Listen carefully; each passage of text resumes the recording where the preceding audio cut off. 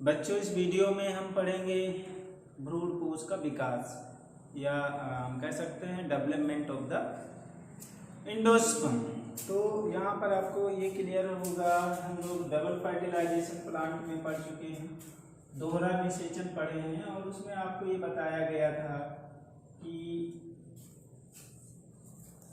जो परागकण होता है वो किसी भी माध्यम से पहुंच जाता है वर्तिकाग्र पर। वर्तिकाग्र पर पहुंचने के बाद ये जो परागकण होता है वो अंकुरित हो करके और ये वर्तिका के ऊतकों से होता हुआ, इसके बाद फिर अंडाशय के ऊतकों से होता हुआ और ये पहुंच जाता है कहाँ पर, इसके अंदर जो बीजांड होता है, अंडाशय के अंदर जो बीजांड होता है, बीजांड द्वार के माध्यम से इसके इन साइड में एक रचना है जिसको बोलते हैं एम्ब्रियो सैक। तो एम्ब्रियो सैक में पहुंचने पर आपको पता है कि यहाँ पर जब पॉलन ग्रेन ये यहाँ पर आता है, पॉलन ट्यूब यहाँ पर पहुँचती, तो इसके अंदर दो जो होते हैं नरयुग्मक होते हैं। क्या होते हैं? दो नरयुग्मक होते हैं। एक नरयुग्मक जो होता है वो अंड कोशिका, यहाँ पर जो एक अंड कोशिका होती है उसको निषेचित करता है, और जो दूसरा नरयुग्मक यहाँ पर यह है वो बीच में जो ध्रुवीय कोशिकाएं या पोलर न्यूक्लियाई है उसको क्या करता है, उसको निषेचित करता है। यानी कि जो दूसरा यहाँ पर ये नरयुग्मक होगा, इस पोलर न्यूक्लियाई, यानी आपको पता होना चाहिए नरयुग्मक और दो ध्रुवीय कोशिकाएं या ध्रुवीय केंद्रक क्या करते हैं, आपस में संलयित होते हैं और संलयित हो करके क्या बनाते हैं, PEN means primary endosperm nucleus, या हम कह सकते हैं प्राथमिक भ्रूण कोश केंद्रक। तो यहाँ पे हम लोग सबसे पहले तो यही हम लोग विकास, भ्रूण कोश का विकास किस तरह से होता है उसको जानने से पहले हम ये जान लेंगे कि भ्रूण कोश बनता किससे है। तो भ्रूण कोश कैसे बनता है, जब एक नरयुग्मक दो ध्रुवीय कोशिकाओं से निषेचित होता है तब PEN बनता है। क्या बनता है? ये रचना बनती है, कौन सी? प्राथमिक भ्रूण कोश केंद्रक, या इसको हम शॉर्ट में कह सकते हैं PEN, प्राइमरी एंडोस्पर्म न्यूक्लियस, ये बन जाता है। यहाँ पे थोड़ा सा ध्यान देना है, नरयुग्मक जो होता है वो अगुणित तो होता है और यहाँ पर ये दो जो ध्रुवीय केंद्रक होते हैं, प्रत्येक केंद्रक अगुणित होता है। तो ये दो होता है तो ये N+N, इसका मतलब कि यहाँ पर ये 3N होता है। PEN जो रचना बनी, जो सेल बना, वो क्या होती है, त्रिगुणित होती है। त्रिगुणित का मतलब कि इसमें गैमीट के यानी युग्मक की तुलना में गुणसूत्रों की संख्या 3 गुनी होगी। तो जब इसका विकास हो जाता है तो इसी से क्या होता है, जैसे यहाँ पर मान लीजिए कि ये है, तो इसके अंदर जो केंद्रक होता है, इसके अंदर जो केंद्रक होगा वो लगातार विभाजित होता है और बहुत सारे लगातार विभाजित होकर के बहुत सारे केंद्रक का निर्माण कर देता है। क्या बोलते हैं, इसका निर्माण करता है केंद्रक। तो इस तरह का यहाँ पर जो भ्रूण कोश के विकास का जो एक क्रम है, इसको क्या बोलते हैं, फ्री, यहाँ पे फ्री न्यूक्लियर एंडोस्पर्म डेवलपमेंट, यानी कि केवल न्यूक्लियस का, केंद्रक का विकास हो रहा है। इसके बाद में क्या होगा कि साइटोप्लाज्म का विभाजन हो जाएगा, यानी कि कोशिका द्रव्य का विभाजन होगा और कोशिका द्रव्य के विभाजन के बाद जो केंद्रक हैं वो केंद्रक के चारों तरफ भित्ति का निर्माण हो जाएगी, यानी कोशिका भित्ति बन जाएगी और इस तरह से बहुत सारे ये सेल का निर्माण हो जाएगा। और इसको तब कहेंगे कि जो एंडोस्पर्म बना वो हो जाएगा कोशिकीय भ्रूण कोश कहलाएगा, या सेलुलर एंडोस्पर्म उसको बोलेंगे। तो यहाँ पर इस तरह से क्या होता है, सबसे पहले जो पीएल होता है उसमें जो न्यूक्लियस होता है, केंद्रक होता है, वो लगातार विभाजित हो करके बहुत सारे केंद्रक का निर्माण करता है। इस तरह का जो विकास होता है उसको क्या बोलेंगे, प्री न्यूक्लियर एंडोस्पर्म। और फिर क्या होगा, कोशिका द्रव्य का विभाजन होगा और फिर कोशिका भित्ति का निर्माण होगा। तब जो एंडोस्पर्म बन जाएगा, बदल जाएगा, वो किस में बदल जाएगा, वो बदलेगा कोशिकीय भ्रूणपोष में। तो इस तरह से ये विकास हो जाता है। तो यहाँ पे देख लीजिए, भ्रूणपोष प्राथमिक एंडोस्पर्म केंद्रक या पीएन से विकसित होता है। अब यहाँ पे देखिए पीईएन लगातार विभाजित होकर बहुत सारे केंद्रक का निर्माण करता है और इस भ्रूणपोष विकास को प्री न्यूक्लियर एंडोस्पर्म कहते हैं। इसके बाद कोशिका भित्ति का निर्माण हो जाता है, यानी कोशिका भित्ति। लेकिन कोशिका भित्ति के निर्माण से पहले जो जीव द्रव्य या कोशिका द्रव्य उसका विभाजन हो जाता है और फिर कोशिका भित्ति का निर्माण हो जाता है। यहाँ पर अगर हम देखें, जो भ्रूणपोष होता है वो त्रिगुणित होता है। क्या होता है, त्रिगुणित। थोड़ा इसको समझ लेना है कि जैसे क्या होता है, युग्मक, युग्मनज और भ्रूणपोष। युग्मनज जो होता है वो अगुणित यानी कि यन होता है, ये 2n होता है, मतलब द्विगुणित होता है, और ये 3n होता है। देखिए कभी कभी क्वेश्चन पूछ लेता है, वास्तव में अगुणित, द्विगुणित और त्रिगुणित गुणसूत्र की संख्या के आधार पर ये निर्धारित होता है। देखिए कोई भी जो जीव होता है उसके मतलब उस स्पीशीज में गुणसूत्रों की संख्या नियत होती है, निश्चित होती है। अब यहाँ पे जैसे मान लीजिए मनुष्य के केस में, वैसे पौधों के केस में की बजाय, जैसे मनुष्य में आपको पता है मनुष्य के प्रत्येक कोशिका में गुणसूत्रों की संख्या कितनी होती है, 46 होती है। लेकिन जब उससे युग्मक का निर्माण होता है तो गुणसूत्रों की संख्या आधी रह जाती है।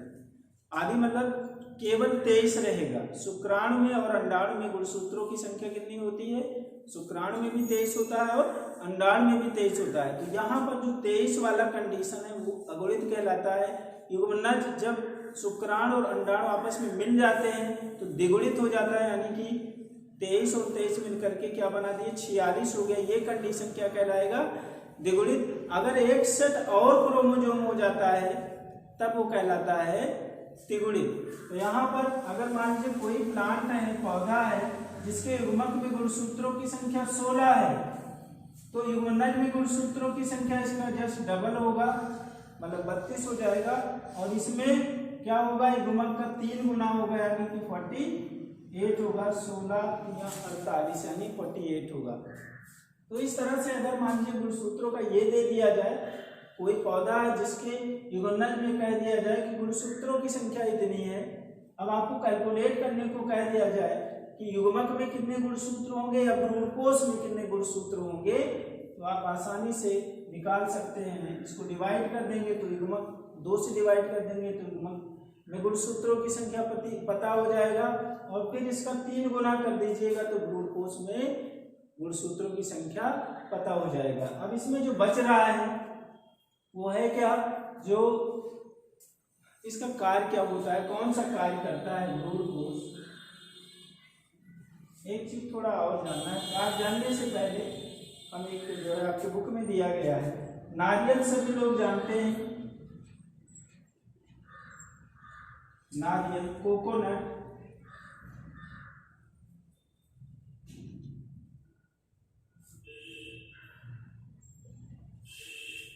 कोकोनट आप देखते होंगे।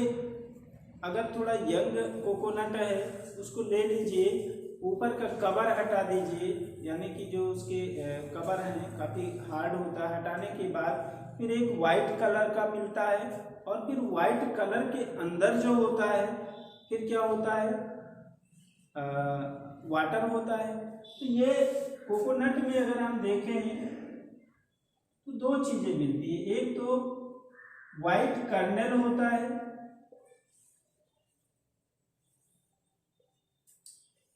और वाटर होता है उसके अंदर। यानी कि जो खाने वाला भाग होता है, खाते हैं या उसका वाटर पीते भी हैं, दो चीज़ें होता है। यानी कि जो उसके अंदर जल होगा और जो सफ़ेद भाग होता है, दोनों वास्तव में इंडोस्पर्म यानी भ्रूणपोष है। यानी नारियल का जो खाया जाने वाला भाग होता है वो भ्रूणपोष ही खाया जाता है। क्या खाया जाता है? उसका भ्रूणपोष खाते हैं। तो यहाँ पर जो सफ़ेद होता है वह वास्तव में कोशिकीय भ्रूणपोष है। कौन सा? ये कोशिकीय भ्रूणपोष होता है। और जो उसके अंदर जल भरा रहता है, वाटर होता, पानी जो होता है, ये वास्तव में केंद्रकीय भ्रूणपोष होता है। क्या होता है? केंद्रकीय भ्रूणपोष होता है। मतलब कि ये दोनों, मतलब जो नारियल होता है उसमें दोनों तरह के भ्रूणपोष मिलते हैं। कौन कौन से? कोशिकीय और दूसरा क्या है? केंद्रकीय।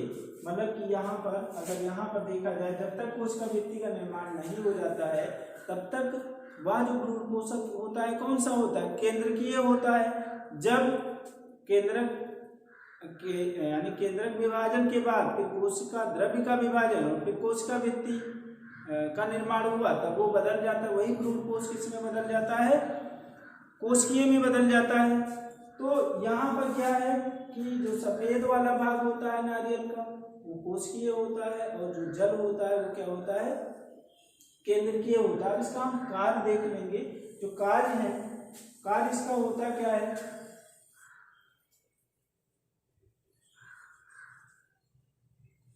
वास्तव में जो भ्रूणपोष की जो कोशिकाएं होती हैं वो त्रिगुणित होती ही हैं। इसके अलावा इसमें बहुत ज़्यादा संग्रहित भोजन होता है। तो इसलिए ये क्या करते हैं?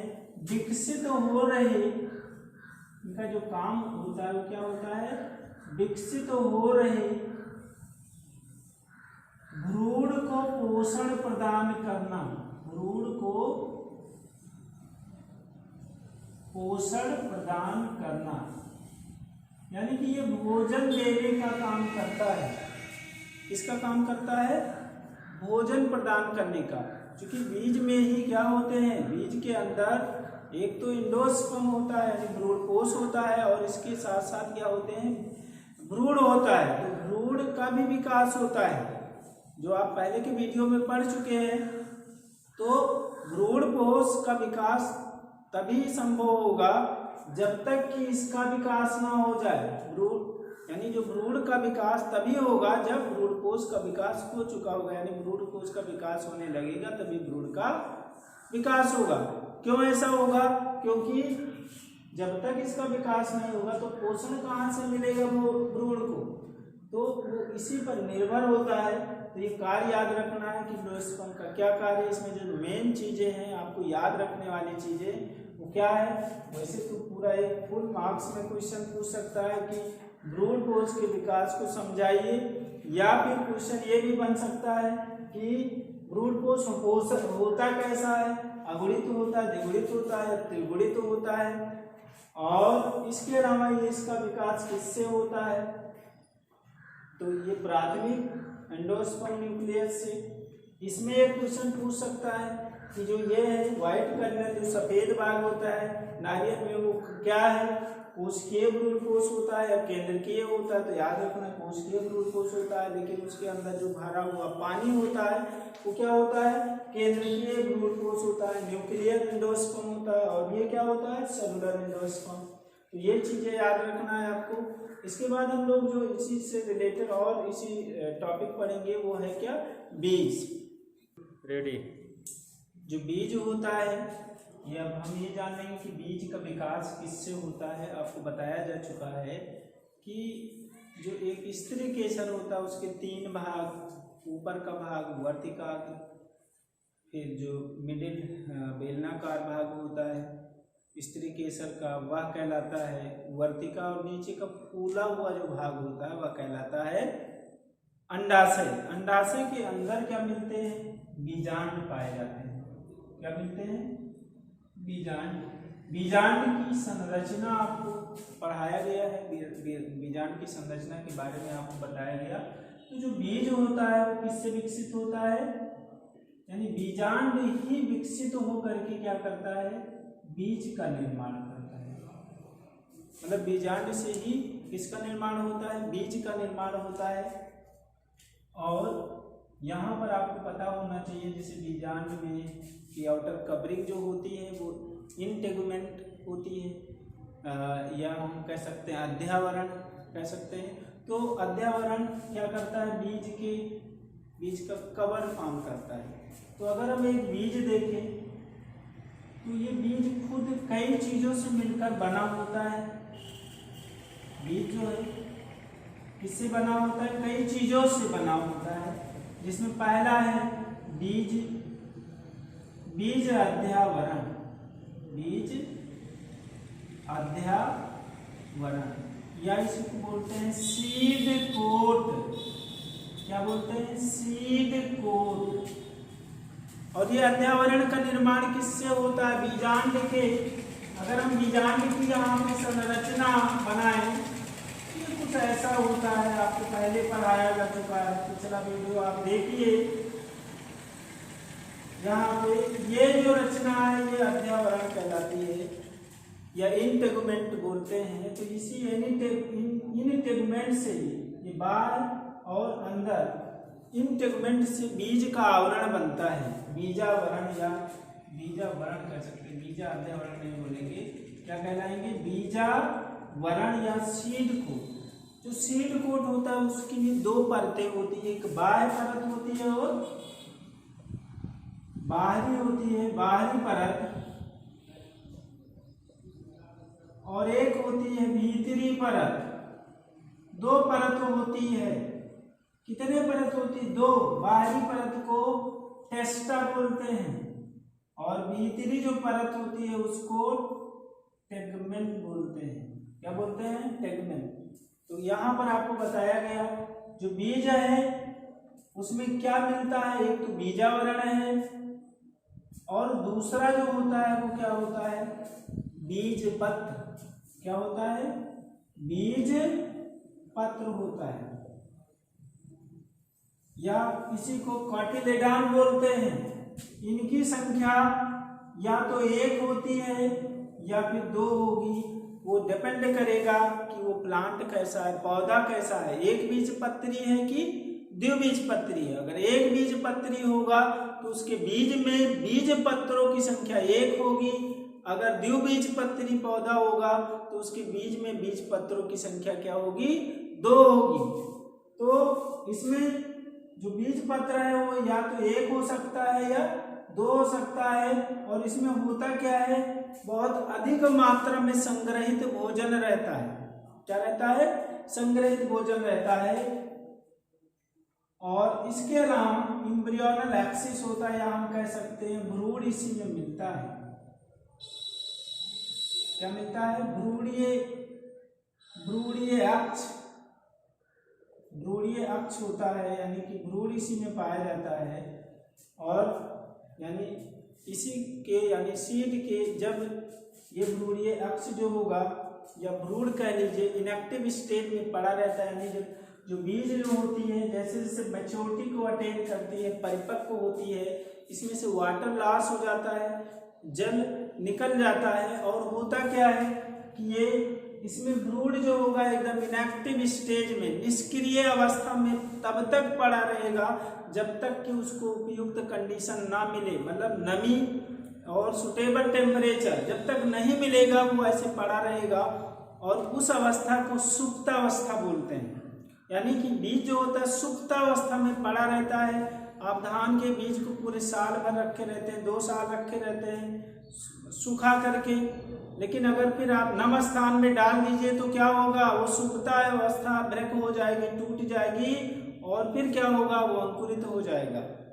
तो जब तक वो सुप्तावस्था में है, डॉर्मेंसी में है, तब तक वो अंकुरित नहीं होगा। और जैसे ही सुप्तावस्था उसकी ब्रेक होगी वो क्या होगा, अंकुरित होकर के नए पौधे को जन्म दे देता है। कौन सा होगा, वो वास्तव में भ्रूण ही होता है। भ्रूण विकसित होकर के नए पौधे को जन्म देता है। तो एक बीज जो होता है वो 3 चीजों से बना होता है, एक तो बीजावरण, दूसरा बीज पत्र और तीसरा भ्रूणीय अक्ष, इनसे बना होता है। अब यहाँ पर अगर हम देखें जो बीज होता है वह 2 तरह का होता है, एक एल्बुमिनस होता है और दूसरा नॉन एल्बुमिनस होता है। नॉन एल्बुमिनस, नॉन एल्बुमिनस, ये बीज 2 तरह के होते हैं, सीड 2 तरह के होते हैं।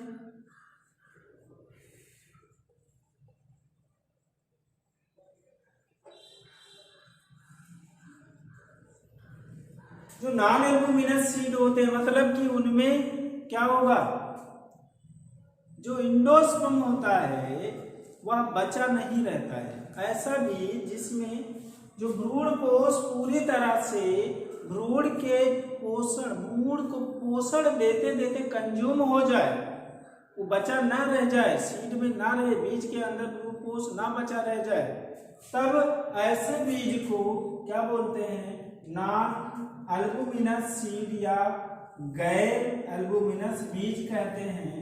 और अगर इसका उदाहरण देखें तो क्या होगा, मटर है, इसके अलावा मूंगफली,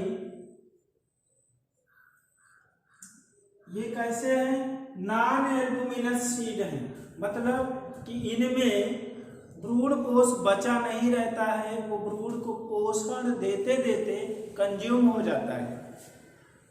जबकि एल्बुमिनस सीड जो होता है वो कैसे सीड हैं, ऐसे बीज, ऐसे जो बीज जिनमें भ्रूणपोष बचा रहता है, रेजिडुअल इंडोस्पर्म रहता है, तो ऐसे सीड्स को बोलते हैं, क्या बोलते हैं, एल्बुमिनस सीड। और एग्जाम्पल अगर देखें तो क्या हो जाएगा, गेहूं,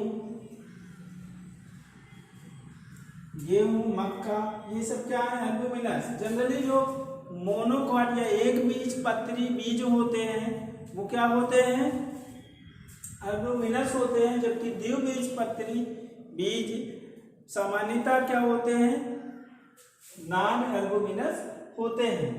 तो यहाँ पर ये बीज हो गया। इसके अलावा एक जो टॉपिक इसी से रिलेटेड है, लास्ट जो बच रहा है वो क्या है, फल है, उसको हम लोग इसी में देख लेते हैं कि क्या होता है फल।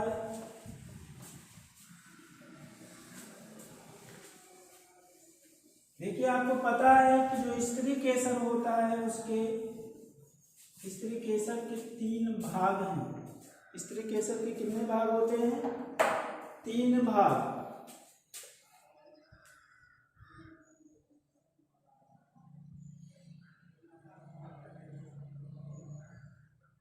ये भाग क्या है, इस भाग को बोलते हैं वर्तिका।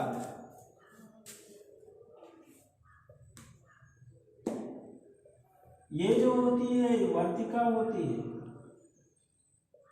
और ये जो है इसको अंडाशय बोलते हैं। क्या बोलते हैं, अंडाशय। इसके अंदर क्या होता है, बीजांड, और आपको बताया गया बीजांड से बीज का निर्माण होता है, उसके बारे में हम पढ़ लिए। अब यहाँ पर थोड़ा सा ये जानना है, जो अंडाशय होता है इससे किसका निर्माण होता है, इससे निर्माण होता है फल का। किसका निर्माण होता है, निषेचन क्रिया के बाद किसका निर्माण हो जाता है, फल का निर्माण होता है, आफ्टर फर्टिलाइजेशन। तो यहाँ पर अगर हम देखें जो फल होता है, फल भित्ति से ढका रहता है। एक फल अगर देखा जाए तो उसमें क्या होगा, फल भित्ति होती है, फल भित्ति।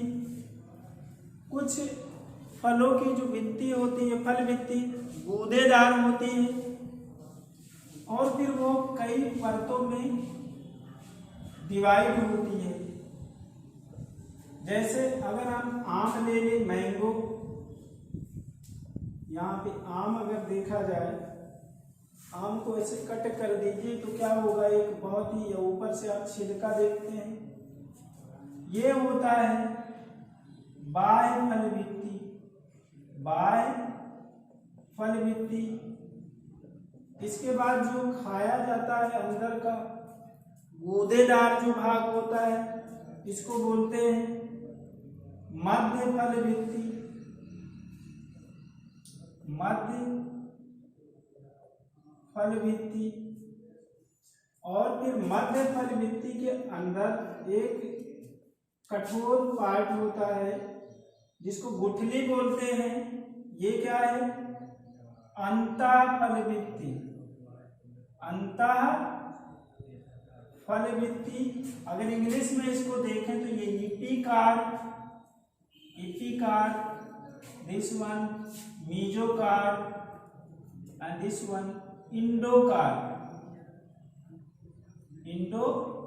ये होता है। तो जो फल भित्ति है वो 3 पार्ट में डिवाइड होती है। और यहाँ पर मैंगो के केस में फिर अगर देखा जाए तो इसके अंदर क्या होता है फिर सीड्स होते हैं, यानी कि बीज होता है। तो एक फल जो होता है वो किससे बना होता है? फल भित्ति जो डिफरेंशिएट होती है 3 पार्ट में। कौन कौन से? बाह्य फल भित्ति या इसी को इपिकार बोलते हैं, और मीजोकार, और किसमें? इंडोकार। कुछ ऐसे भी फल होते हैं जिनमें जो फल भित्ति डिफरेंशिएट नहीं, चूंकि पतली होती है, हार्ड होती है, डिफरेंशिएट नहीं होती, वो एक में ही चिपकी रहती है। और कुछ में क्या होती है, ये तीनों परतों में क्या होती है? विभेदित होती है। और दूसरा यहाँ पर क्या हो गया? बीज, सीड, इससे बना होता है। तो वास्तव में ये सेक्सुअल रिप्रोडक्शन के प्रोडक्ट क्या होते हैं? बीज और फल होते हैं। अब थोड़ा सा यहाँ पर आपको जानना है कि जो फल का निर्माण है वो अंडाशय से होता है। ऐसे फल को, अंडाशय से जो फल विकसित होता है उस फल को बोलते हैं सत्य फल। क्या बोलते हैं? सत्य फल या ट्रू फ्रूट्स बोलते हैं। इसके अलावा कुछ फल ऐसे होते हैं जो अंडाशय के अलावा कुछ अन्य भाग से विकसित होते हैं, उनके अन्य भाग का कंट्रीब्यूशन होता है। तो ऐसे फल को बोलते हैं असत्य फल। क्या बोलते हैं? असत्य फल या फॉल्स फ्रूट। False fruit. जैसे आप सेब खाते हैं तो जो सेब है ये फॉल्स फ्रूट है। क्यों? क्योंकि ये अंडाशय के अलावा अन्य, जैसे जो थैलामस है या पुष्पासन का भी कंट्रीब्यूशन होता है इस फल के निर्माण के लिए। तो ऐसे फल को क्या बोलते हैं? असत्य फल।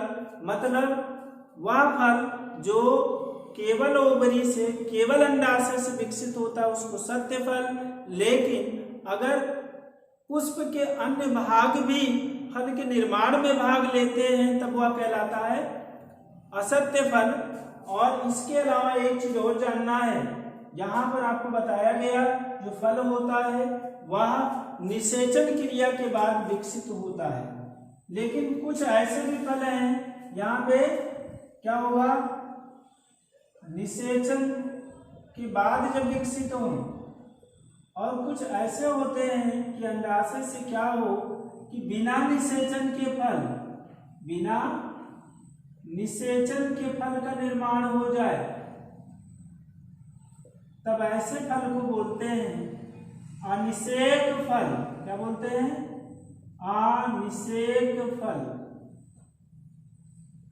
अनिषेक फल, अनिषेक फल या पार्थेनोकार्पिक फ्रूट्स बोलते हैं। और इसका अगर उदाहरण देखा जाए तो वो है क्या? केला। ऐसे जो फल इस विधि के द्वारा यानी कि बिना निषेचन क्रिया के फल का निर्माण होता है उन फलों में बीज का निर्माण नहीं होता है। तो ये आपको ये क्लियर हो गया होगा कि जो फल है वो 3 तरह का यहाँ पे बताया गया। एक तो बताया गया सत्य फल। सत्य फल वह फल होते हैं जो अंडाशय से विकसित होते हैं निषेचन क्रिया के बाद। और दूसरा जो होता है असत्य फल क्या होते हैं? असत्य फल वह हैं, उदाहरण अगर सत्य फल का यहाँ पे आम देख सकते हैं, क्या होगा? आम, मैंगो जो है एक टाइप का सत्य फल है। ऐसे बहुत सारे फल हैं। इसके अलावा और क्या होते हैं असत्य फल? आपको बताया गया जो अंडाशय के साथ साथ जब पुष्प के अन्य भाग भी फल के निर्माण में भाग लेते हैं तो ऐसे फल को बोलते हैं असत्य फल।